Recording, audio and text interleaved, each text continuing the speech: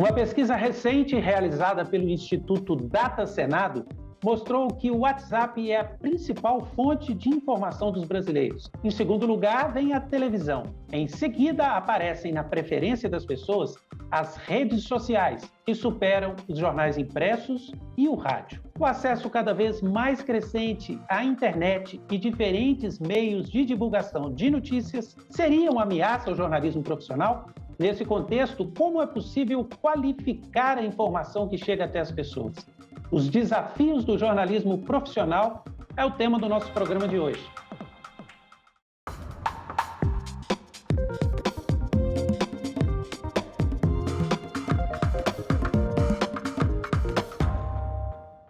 Para nos ajudar a compreender os rumos do jornalismo na era da internet, nós convidamos dois professores de jornalismo que são doutores em comunicação, o professor Denis Oliveira, da Universidade de São Paulo, a USP, e o professor Moreno Osório, que é do curso de jornalismo da PUC do Rio Grande do Sul.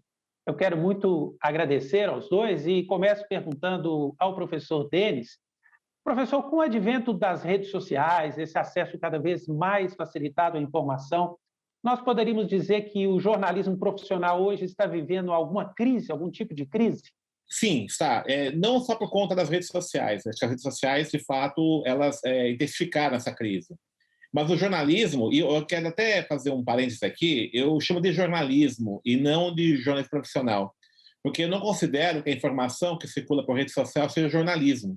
Se nós pegarmos a definição de jornalismo da sua origem, como uma atividade de fiscalização independente do poder público, como a construção da cidadania, a defesa dos valores e direitos humanos, a relevância pública, essas informações que circulam na rede social estão muito longe dessa perspectiva. Nem toda informação é jornalística. Tá? Então, há que se distinguir entre o universo de informação, o que é jornalismo. Então, o jornalismo, enquanto um tipo de informação com esses parâmetros, está em crise. E essa crise decorre de uma crise do próprio modelo de democracia que nós vivemos.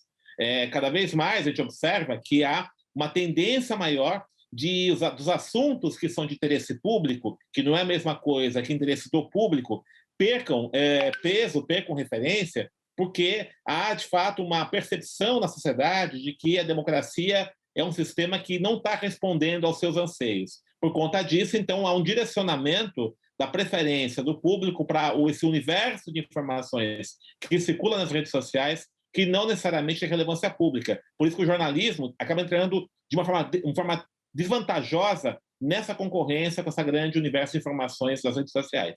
Seguindo isso que o professor Denis colocou, professor Moreno, nós percebemos, então, hoje que o jornalismo está competindo com outras fontes de informação. Como é que é possível viabilizar economicamente o jornalismo? Quais seriam as alternativas para que esse jornalismo continue tendo um papel relevante? Porque ou eu estou enganado, ou nós temos hoje uma pulverização também de verbas de publicidade, as pessoas têm acesso a outros meios que são muito mais baratos. É possível repensar o financiamento do jornalismo, professor Moreno? Eu acho que estamos diante de um grande desafio, né? Eu acrescentaria, né, ao comentário do professor Denis o fato de que, com as redes sociais, o jornalismo, historicamente, ele perde um certo protagonismo em relação ao controle do discurso, né, em relação aos acontecimentos. Hoje, com a internet, há muito mais gente construindo os acontecimentos que, em geral, alguns atores, né, e aí, no caso, o jornalismo, especialmente ao longo do século XX, tinham protagonismo, né, para a construção desse acontecimento e a circulação desse acontecimento em forma de notícia e outros formatos. Quando isso acontece, né, a gente entra numa crise, que é a crise, seria uma crise discursiva do jornalismo, né?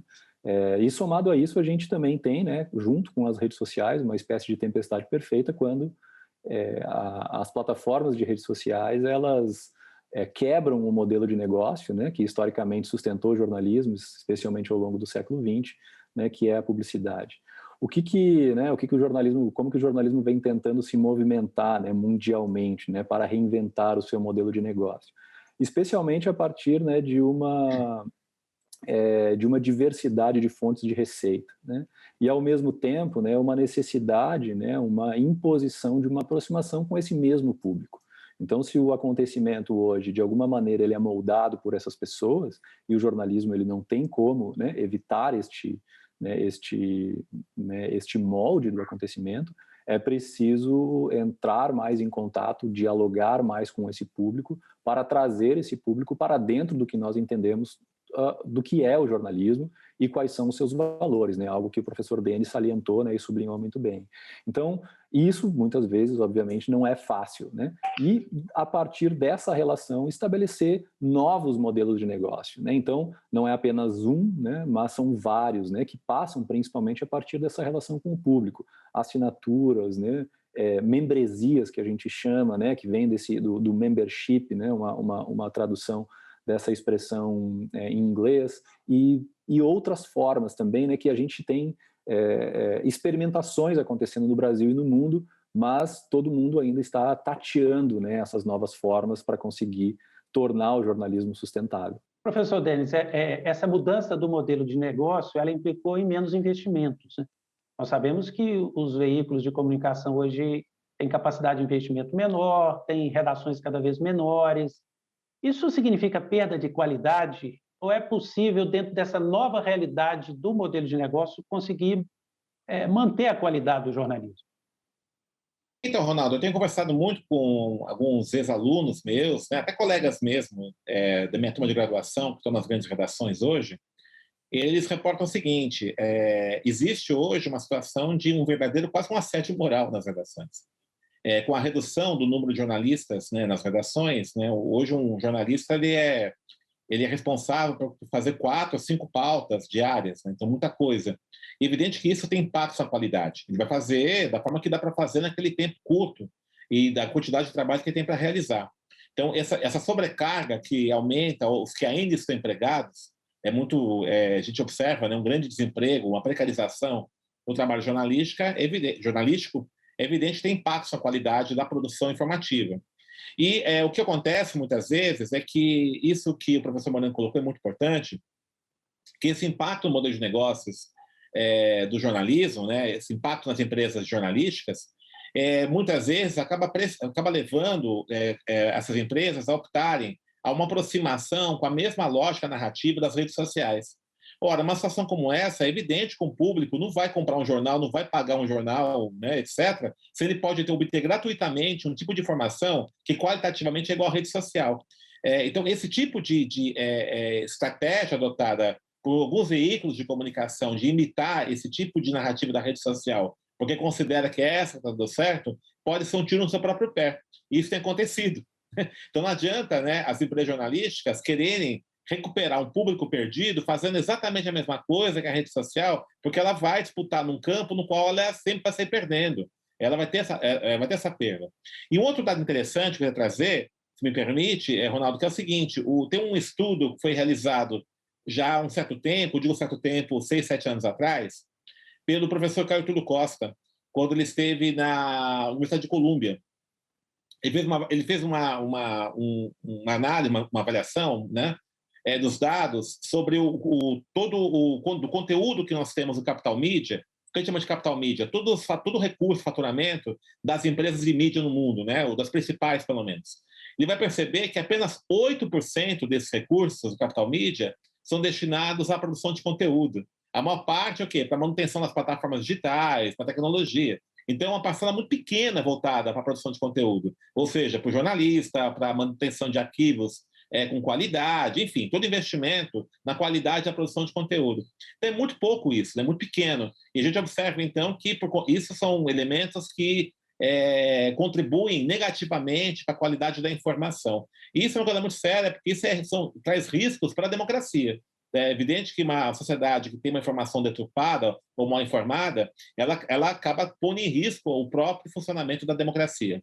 Vocês dois colocam aí que há uma espécie de esquizofrenia no jornalismo, né? Ao mesmo tempo em que ele precisa se afirmar ante a realidade das redes sociais, ele tem, em algumas situações, tentado reproduzir isso que acontece. Eu pergunto, então, professor Moreno, os modelos tradicionais, né, o modelo tradicional do jornal impresso, do noticiário padronizado da televisão, ele está em xeque, ele precisa ser revisto também, ele pode sobreviver, Como é que o jornalista, que os veículos de imprensa podem fugir dessa esquizofrenia, né? De não reproduzir as redes sociais, mas, por outro lado, de avançar para modelos que também atraiam mais o público? Como é que isso pode ser feito? Muito boa questão, Ronaldo. Não sei se eu tenho uma resposta, né, para essa questão, como que isso pode ser feito, mas eu acho que o que essas crises do jornalismo vêm nos colocando ao longo dos últimos tempos, né, é que o jornalismo, né, pelo menos o jornalismo historicamente, né, como a gente tem percebido, ele é um jornalismo pouco diverso, né, e que fala com uma parcela pequena da população. Então, né, pensando, não sei se necessariamente a partir do modelo de negócio, mas especialmente a partir, né, de um princípio discursivo, a gente pode, né, pensar em uma saída para o jornalismo, justamente, né, em uma diversidade maior e, consequentemente, a partir da relação com o público, um processo de transparência maior. Então, eu não sei se essas crises colocam os formatos em xeque, né, os formatos tradicionais em xeque, talvez coloquem, né, e a gente vem vendo uma readaptação, né, desses formatos também nos últimos tempos, mas eu acho que o jornalismo, para se afirmar, né, e aí eu trago também algo que o professor Rogério Cristofoletti, da Universidade de Santa Catarina, ele afirma, né, que a saída para o jornalismo, né, a saída para a gente afirmar o jornalismo é mais jornalismo e não menos jornalismo, né? Então, isso, né, dialoga um pouco com as crises das redações e as demissões. Então, se a gente quer que o jornalismo se afirme, a gente precisa investir em jornalismo, né, e não o contrário, né, o que dialoga muito, né, com os dados que o professor Denis trouxe. Então, eu acho que, de um lado, tem isso, né, a afirmação do jornalismo de maneira que a gente faça mais jornalismo e não menos, né? E esse jornalismo, né, para se diferenciar das redes sociais, né, afirmando-se, né, e consequentemente conseguindo se sustentar a partir de um determinado modelo de negócio, ele precisa conversar mais com a pluralidade da sociedade brasileira, né? Então, o que a gente vem vendo, especialmente a partir de um jornalismo independente no Brasil nos últimos anos, é esta ficha caindo, né? Então, nós precisamos conversar mais, né, porque a gente tem um público muito amplo, né, que a internet especialmente nos trouxe, né, e a gente precisa conversar, né, e ver quais são as demandas dessas pessoas para que a gente consiga afirmar o jornalismo dentro daqueles preceitos, né, de interesse público, de verdade, né, de apreço aos direitos humanos e à democracia para uma amplitude maior, né, da população, né, do que a gente vinha observando historicamente. Então, talvez passe por aí. Professor Denis, o professor Moreno coloca um aspecto interessante aqui, né? O jornalista hoje ele tem muito mais possibilidades de interação com o seu público. A internet possibilitou isso, o mundo digital possibilita isso. Será que o jornalista sabe lidar com isso?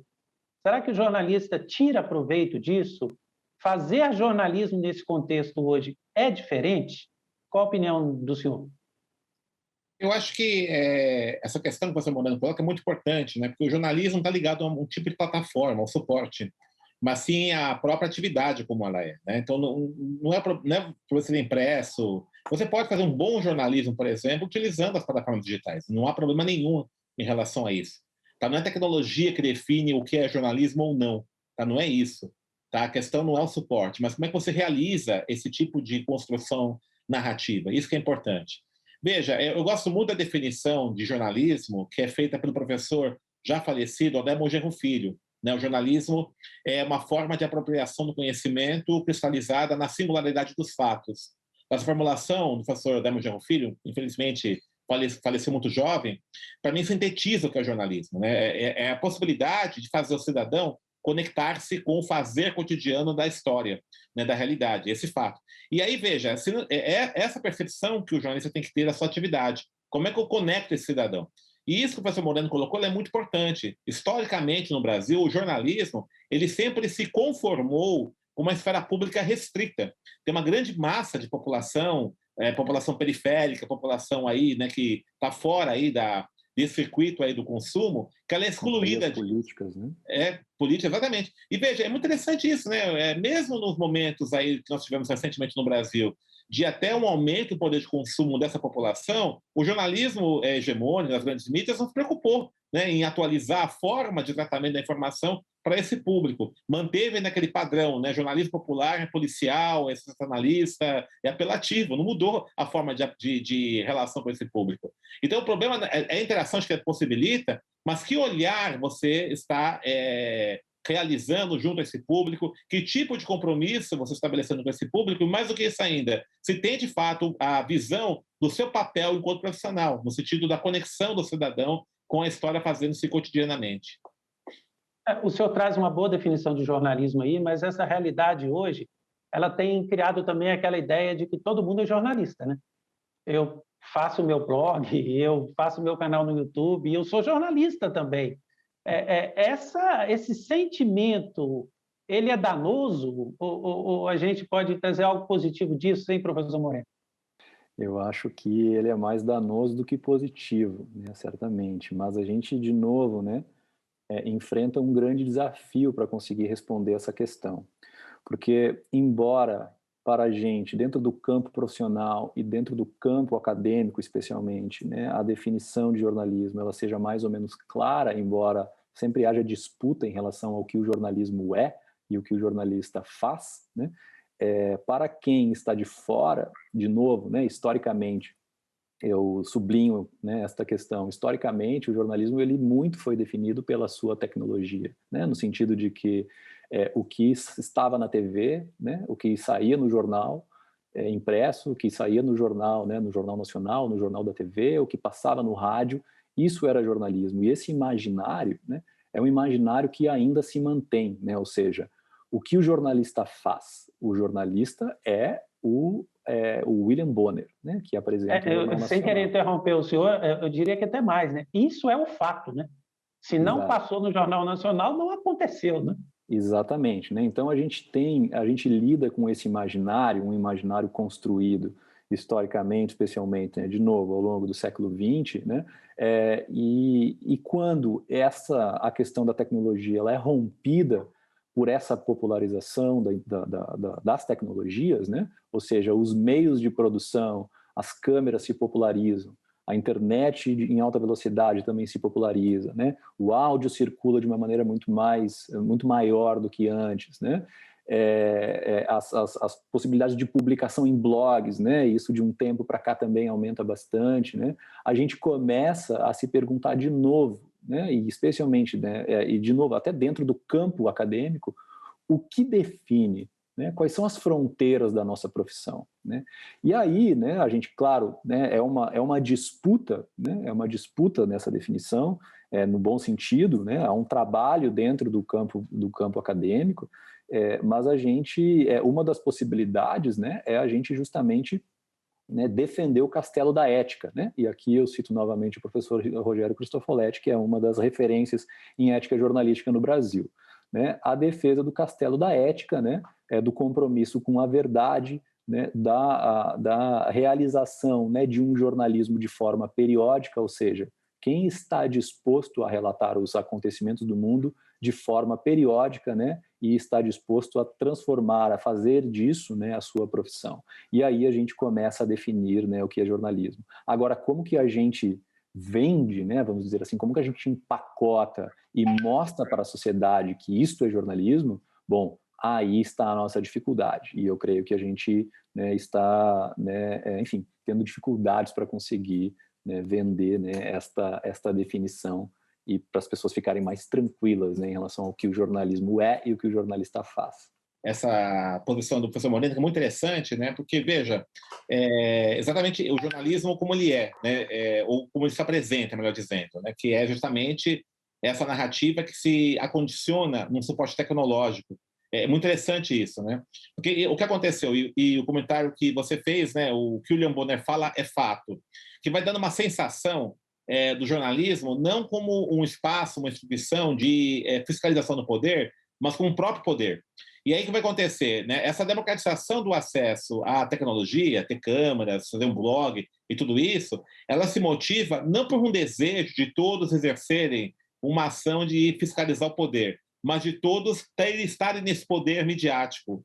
Então, é um fascínio pelo poder. E isso é muito interessante, que contamina, inclusive, os próprios alunos de jornalismo, que não vão mais para o jornalismo. Eu, por exemplo, eu cursei nos anos 80 jornalismo, na expectativa que eu queria derrubar o governo, denunciar as desigualdades. A minha turma era muito isso, né?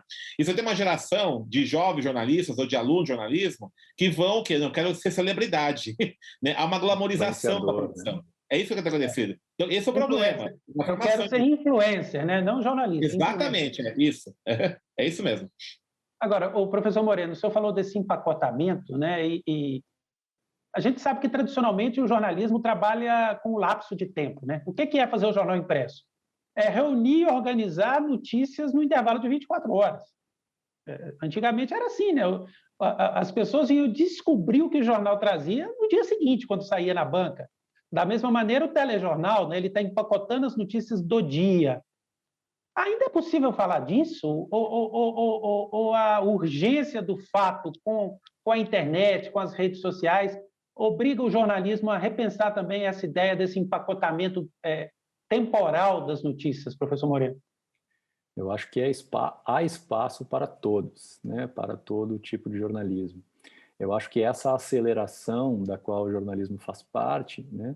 Também faz parte de um guarda-chuva maior, né, que é a aceleração da própria sociedade, né, dos processos sociais, né, e que o jornalismo, inclusive, não só, né, a partir, né, da popularização da internet, né, mas especialmente a partir, né, do surgimento, né, da emergência da TV a cabo na década de 90 e das notícias 24/7, né, se a gente for voltar um pouquinho no tempo, contribui para esse aceleramento, para essa aceleração, né, e ao mesmo tempo, né, que constrói, é vítima, né, dessa aceleração. Essa aceleração, né, que aumenta ainda mais o seu ritmo à medida que a internet se populariza e junto com as plataformas de rede social, né, e todas as pessoas, né, enfim, o globo, todo o acontecimento hoje tem o potencial de se tornar um acontecimento global, né, sendo construído por todas essas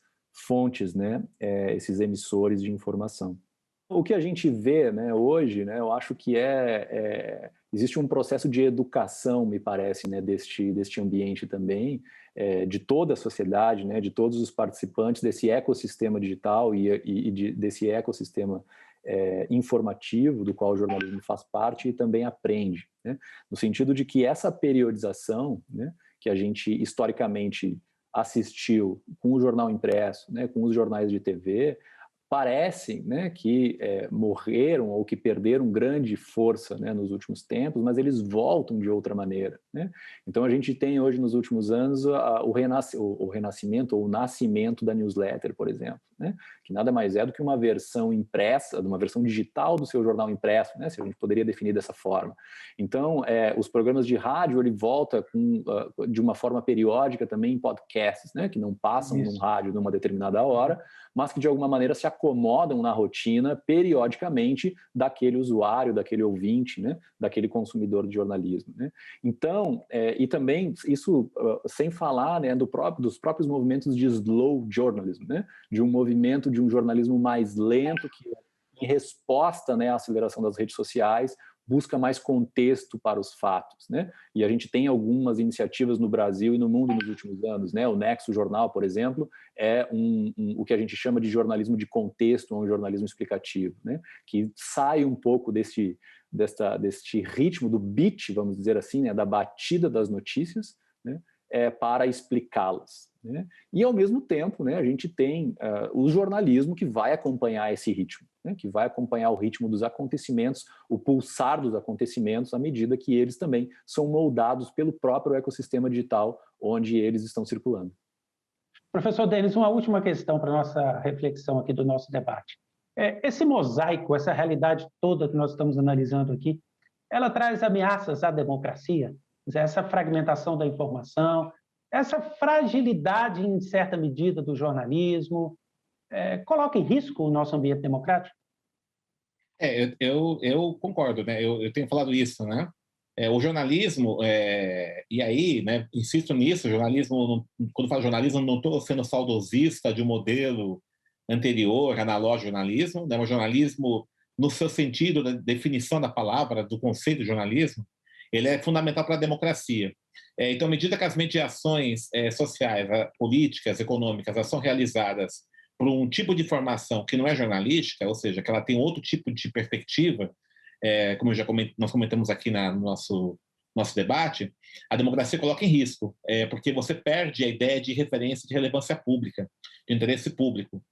Quando a gente pensa em democracia, nós estamos pensando numa tipologia de sujeito, num cidadão, que tem justamente essa capacidade de refletir enquanto um sujeito que atua na esfera pública. Quando ele transforma, né, esse espaço democrático em meramente um espaço no qual ele vai tentar, pela força, pelos seus recursos, apenas reivindicar-se reivindicar-se a partir dos seus interesses privados, aí a democracia corre risco, sim, né? Isso é um fato. Principalmente, né, quando ele começa a perceber que o conjunto de instituições democráticas não respondem a demandas imediatas das suas particularidades, vai acontecer isso. E o jornalismo, justamente, como ele possibilita essa conexão do cidadão na sua dimensão particular com essa dimensão da esfera pública, né, da dimensão pública, justamente ele garante o funcionamento da democracia. Então, essa desconexão é muito séria. E mais grave ainda é quando o jornalismo, na busca dessa sobrevivência do ponto de vista econômico, ele imita a mesma lógica narrativa das redes sociais. Esse, para mim, é o maior risco. É quando você não vê diferença entre um tipo de narrativa que circula no WhatsApp, no Facebook, né, por pessoas que não são jornalistas, e informações que estão dentro aí dos veículos que se apresentam como jornalísticos, né? Então, isso é muito grave. Isso que, para mim eu acho que é o grande perigo para a democracia. Se o jornalismo, ele de fato não exercer enquanto atividade que está vinculada a esses preceitos democráticos, aí a democracia corre risco, sim, né? Então, isso é um problema sério que a gente tem que estar sempre atento. Nós discutimos aqui os desafios do jornalismo no mundo digital. Quero agradecer muito ao professor Denis de Oliveira, que é da USP, professor Moreno Osório, da PUC do Rio Grande do Sul. Agradecer também você que nos acompanhou. Esse programa já está lá no nosso site, em senado.leg.br/TV. Você pode fazer download, enviar para os seus amigos, para os seus parentes e ajudá-los a refletir um pouco mais sobre a importância do jornalismo nesses tempos. Um grande abraço e até o próximo programa.